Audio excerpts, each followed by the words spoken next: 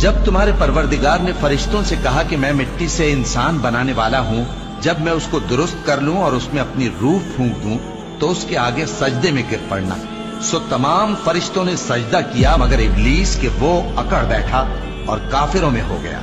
अल्लाह ने फरमाया कि ऐ इब्लीस, जिस शख्स को मैंने अपने हाथों से बनाया उसके आगे सजदा करने से तुझे किस चीज ने मना किया?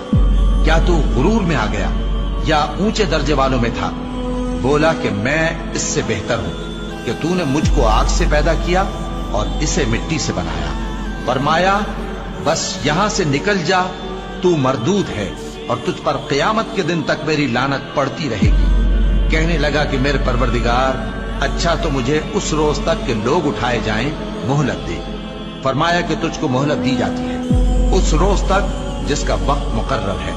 कहने लगा कि मुझे तेरी इज्जत की कसम, मैं इन सब को बहकाता रहूंगा सिवाय उनके जो तेरे चुने हुए बंदे हैं। फरमाया ठीक है, और मैं ठीक ही कहता हूं कि मैं तुझसे और जो इनमें से तेरी पैरवी करेंगे सबसे जहन्नम को भर दूंगा। ऐ पैगंबर, कह दो कि मैं तुमसे इसका सिला नहीं मांगता और न मैं बनावट करने वालों में हूं।